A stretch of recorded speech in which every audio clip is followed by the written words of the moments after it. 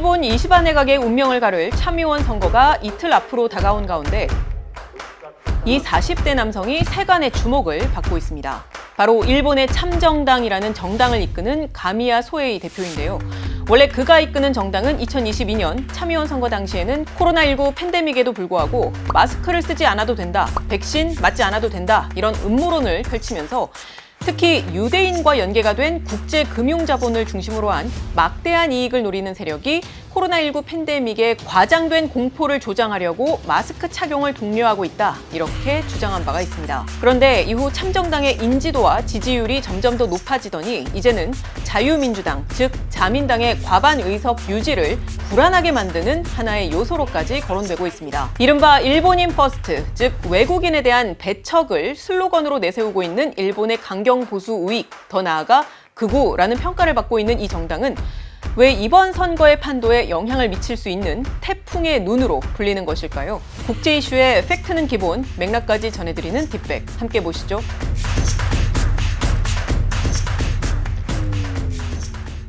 가미야 소에이 대표는요, 1977년생으로 첫 직업은 고등학교 교사였습니다. 그러다 가족이 운영하는 슈퍼마켓 점장을 맡았다가 이 업장이 도산한 후에 정계 진출을 도모하는데요.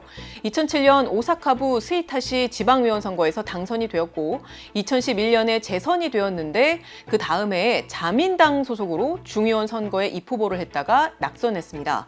그리고 지금의 참정당을 만든 건 2020년이었는데요. 그 이후부터는 이른바 참정당 현상이라는 말이 생겨날 정도로 놀라운 성장세를 보였습니다. 日本人が貧しくなって、ね、外国人に来てもらわないと経済回らないみたいなことになってるわけですよ。アンポンタンですよ。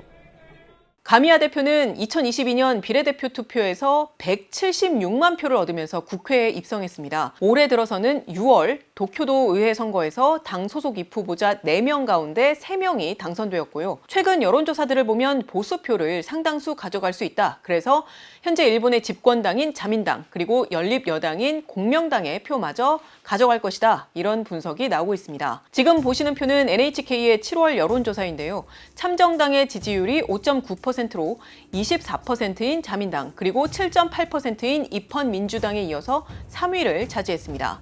그런데 참정당의 매월 달라지는 지지율을 저희가 표로 준비를 해봤는데요.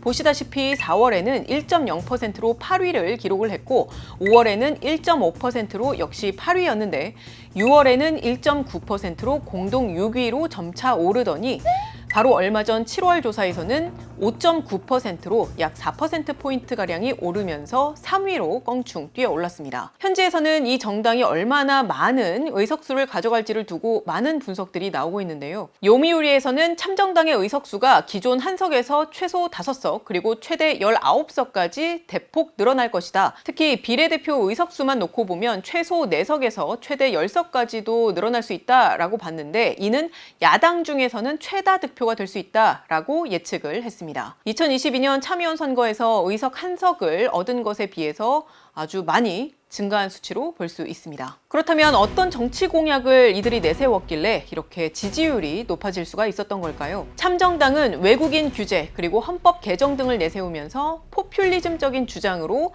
여론의 주목을 받고 있는데요. 私がやりたいことは、日本人ファースト会でやりたいことは、日本を作り直したいんです。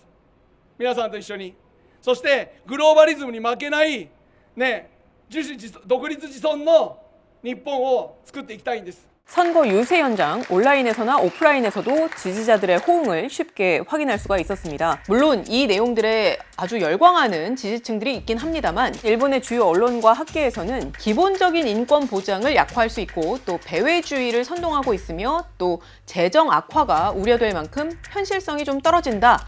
이렇게 또 지적하는 목소리들이 있습니다. 특히 이 배회주의와 관련해서는 사회적인 통합과 또 헌법적 가치를 크게 훼손할 우려가 있다. 이런 지적들이 나오고 있습니다. 참정당의 홈페이지에 보면요, 여러 상세한 공약들이 나와 있습니다. 그중 눈에 띄는 것은 이른바 비숙련 노동자에 대한 수용을 규제하고 또 영주권의 취득 요건도 더 까다롭게 하는 등 외국인 규제와 관련한 내용이 많습니다. 그리고 선거 기간에는 가미야 대표뿐만 아니고요. 당 소속 후보자들의 어떤 근거가 없는 외국인 차별 발언들도 주목을 받았는데요. SNS에서는 외국인이 의료 서비스 그리고 생활보호제도 이용 시 특별한 대우를 받고 있다. 이러한 소문들이 확산이 됐는데 이에 후쿠오카 다카마루 후생 노동상은요. 기자회견에서 의료비에서 외국인이 점하는 비율은 높지 않다. 그리고 생활보호수급에서 외국인을 우선하고 있지 않다라고 말을 했지만 참정당이 쏘아올린 배회주의의 공약들은요, 그들뿐만이 아니라 집권당인 자민당 등에도 영향을 미치고 있는 모습입니다. 이 부분에 대해서 일본 주요 언론들은 물론이고요, 학자들도 우려의 목소리를 내고 있는데 저희가 직접 인터뷰한 전문가 발언도 한번 들어보시겠습니다. 일본 안에서도 문제가 되고 있는 부분은 외국인에 대한 규제를 강화하자. 라는 부분입니다. 외국인들이 일본인들이 먼저 받아야 되는 여러 가지 혜택을 오히려 뺏었다. 이러한 인식으로 나타내고 있는 부분이 가장 위험하게 보이는 부분이라고 할 수가 있습니다. 사실 인구 소멸 위기를 겪는 국가들은 외국인 노동자들에게 어느 정도 의존할 수밖에 없는 측면이 있는데요. 일본도 마찬가지거든요. 물론 최근 일본에서의 외국인 범죄 등으로 인해서 어떤 반외국 정서가 있긴 합니다만 그렇다고 하더라도 이러한 참정당의 주장은 일본의 경제적인 현실과는 동떨어져 있다는 지적이 나옵니다. 앞서 말씀드린 바와 같이 엔도겐 도쿄대 교수가 일본 인구가 감소하고 또 저출산 현상이 심각해지면서 인력난을 해결하려면 외국인에게 어느 정도 의존할 수밖에 없다라고 말을 했는데요. 그러면서 참정당을 포함한 여러 정당들의 외국인 규제 관련 공약을 지적을 했습니다. 참정당은 일본의 과거 역사를 반성하는 사관을 자학사관이라고 여기면서 이런 사관이 일본인들을 후퇴시킨다. 즉, 일본은 과거사에 있어서 반성하면 안 된다. 이런 취지의 발언을 하기도 했습니다. 예를 들면 일본의 역사만 봐도 오키나와 전쟁에서 일본군이 오키나와 사람들을 굉장히 많이 희생시켰다. 이러한 이야기는 잘못된 이야기다. 라고 거짓말을 하는 것입니다. 1990년대에 후반기에 새 역사 교과서를 만드는 모임, 그런 데서 주장한 내용하고 일맥상통하는 내용이 있습니다. 득표를 올릴 가능성이 있습니다. 그럴 경우에는 자민당 내에서 친아베적인 우파 세력뿐만 아니라 새로운 우파 정당이 가세하면서 이 역사 문제라든지 용토 문제에 있어서 한일 관계 크게 악화될 어떤 국회 내의 세력 지형이 분포될 새로운 가능성이 있고 우리 정부로서는 면밀하게 주시해야 된다라고 봅니다. 그리고 논란이 되는 부분은 또 있습니다. 참정당은 일본의 헌법을 새롭게 창조해야 한다면서 사이트에 그 초안을 올렸는데요. 국민이 아닌 국가가 주권을 가진다라고만 명시를 하고 국민 주권은 따로 언급을 하지 않았습니다. 기존의 일본 헌법 14조는 남녀의 성별 차이나 또 지역의 차이에 따라서 차별을 받지 않는다, 이러한 원칙을 보장을 해주는데요. 참정당의 이 안에는 이에 해당하는 조문이 전혀 없고 법 아래에 모든 국민이 평등하다는 사고방식도 담겨 있지가 않았습니다. 또한 사상, 양심의 자유, 그리고 종교의 자유, 표현의 자유를 비롯한 4가지의 조문 역시 참정당의 헌법 초안 안에는 나타나지가 않았거든요. 그래서 마이니치 신문은 이러한 내용들을 조목조목 지적하면서 기존 일본 헌법에는 존재하지만 참정당이 새로 제시한 안에는 일본인들의 권리가 지워졌다, 이렇게 보도했습니다. 사실 참정당에선 국민 부담률을 상한 35%로 낮추겠다고 공약을 하고 10조엔 규모의 예산을 투입을 해서 2050년까지 100%의 식량 자급 체제를 목표로 한다라고도 했고요. 또 0세에서 15세 아이 1명당 한 달에 10만 엔, 우리 돈으로 약 93만 원을 지급하겠다, 이러한 약속도 했는데 이러한 세금 인하와 육아수당 증가 등의 계획에 대해서 많은 지지층에서는 굉장히 환호하는 반응들을 보이고 있습니다.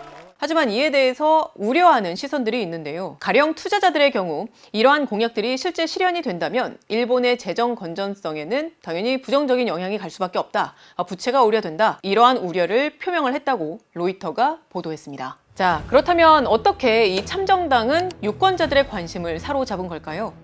우선 전문가들은 이 정당이 특히 20대에서 40대 사이에서 높은 지지율을 나타내고 있는데 주목하고 있습니다. 일단 자민당에 실망하고 또 분노한 젊은이들이 자신들에게 알기 쉬운 방식으로 가령 현금 지원 정책이라든지 외국인 배척과 같은 포퓰리즘 정책을 내세우니까 변화, 개혁의 가능성에 기대하면서 호응을 했다는 것입니다. 인플레가 심해가지고 서민들이 굉장히 생활이 팍팍해졌어요. 민생 문제를 해결할 수 있는 정당을 원하는데 지금 자민당이라든지 공명당은 거기에 대해서 대응하지 못하고 있고 그동안 안정적인 미일 관계도 상당히 크게 흔들리고 있거든요. 20대든 30대든 간에 새로운 변화를 구체적으로 아이디어를 제시하면서 바꿔나갈 수 있는 정당을 선호하는 거예요. 굉장히 많은 외국인들이 일본을 찾아가지고 뭔가 좋게 보이지만 자신들은 외국으로 나갈 수가 없는 정도로 일본이라는 사회가 망가졌다라는 것을 계기로 해가지고 새로운 신흥 보수 정당을 찾고 있는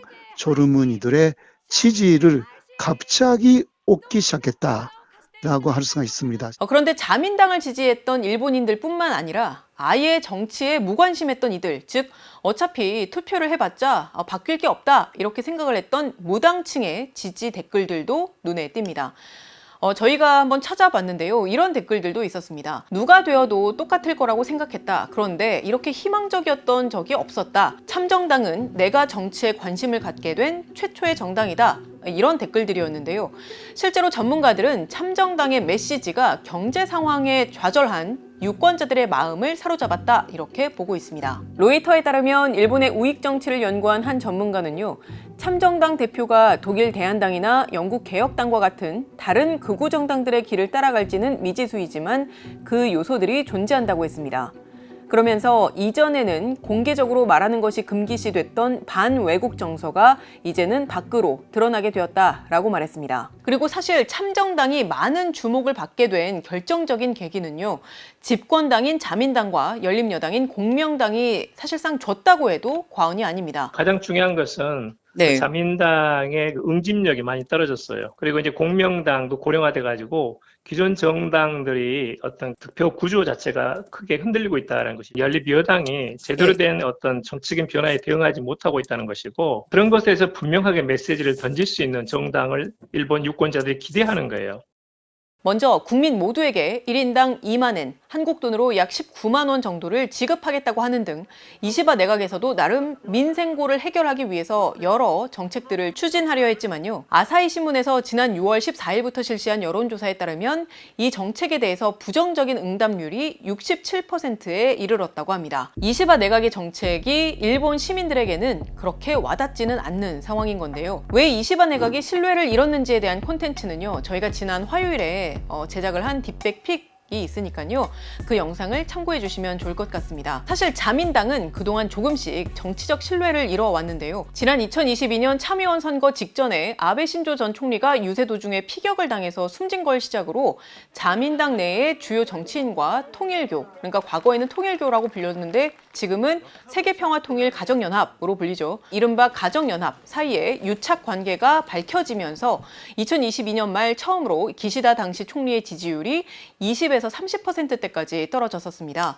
이후 같은 해에 연말에 터졌던 자민당 파벌의 비자금 스캔들로 인해서 국민들의 정치적인 신뢰를 크게 잃게 됩니다. 이시바 총리도 최근 비슷한 이슈가 있어서 논란이 됐습니다만 기시다 전 총리도 재임 시절에 그 비자금 스캔들 이후에 지지율이 10에서 20%대로 뚝 떨어졌습니다. 이번 선거에서도 이시바 내각에 대한 지지율 계속해서 낮아지고 있는 상황인데요.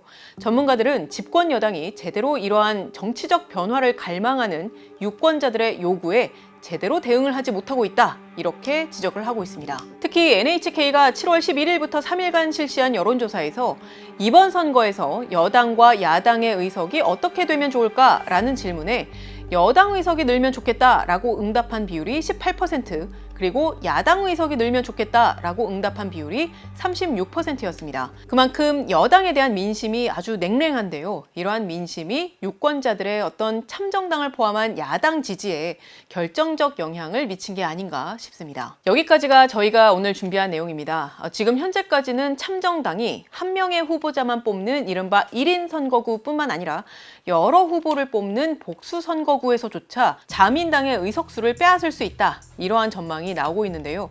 실제 어떤 결과가 나올지는 알 수 없지만 확실한 건 자민당은 발등에 불이 떨어진 모습이라는 점입니다. 이시바 총리는 사실 지금 미일 관세 협상에만 매진해도 모자랄 판인데 자민당 총재로서는 이례적으로 참의원 선거 기간 약 10만 킬로미터가량 이동 유세를 벌일 정도로 강행군에 나선 상황입니다.